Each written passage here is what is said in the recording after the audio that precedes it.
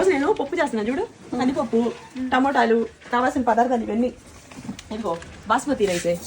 మన వాళ్ళందరికీ ఈరోజు భోజనాలు ఇక్కడే, మన ఎంప్లాయీస్కి పప్పు వేసి చికెన్ పచ్చడి వేసి పెడుతున్నాను. దాని కాంబినేషను అమ్మ కూరకారం వాడుతున్నాను.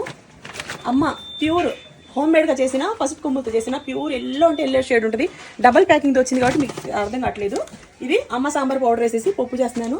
ఇది రసం మసాలా పౌడరు, అలాగే ఇది కరివేపాకు కారం, అలాగే మీకు ఇది ఊరమిరపకాయలు. ఇవి ఊరమిరపకాయలు తొడియాలతో వచ్చిన వేస్టేజ్ అండి. ఇది తక్కువ రేటు పడుతుంది, తాలింపులకు బాగా ఉపయోగపడుతుంది. ఈ రోజు నేను తాలింపుకి ఇది వాడుతున్నాను. ఇది బుల్లెట్ మిరపకాయలు, ఇవన్నీ ఊరమిరపకాయలు అనమాట.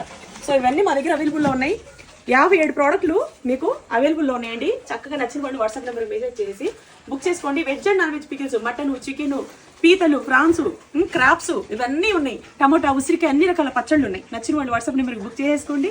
ఈ వీడియో యూట్యూబ్లోకి వెళ్ళి చూడండి, ఓకేనా. టమోటా పప్పు అంటే నాకు చాలా ఇష్టం. దీని కాంబినేషను జ్యూసీగా చేసిన చికెన్ పచ్చడి, అది వేసుకొని బాగా కలుపుకొని నెయ్యి వేసుకొని మా వాళ్ళందరికి పెట్టి, నేను ఏదైనా సరే టేస్ట్ చేయడానికి 2 ముద్దలు తింటాను.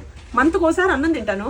మధ్యలో ఇప్పుడు ఇవన్నీ టేస్ట్ సరిపోయినాయి లేదు, ఎవరికి ఇచ్చినా సరే నాకు సాటిస్ఫాక్షన్ ఉండదు. సరిపోయిందా అని, నా బిజినెస్ కదా, ఇంకా అందుకని నేను 2 ముద్దలు అంటే 2 ముద్దలు తింటాను. సరేనా?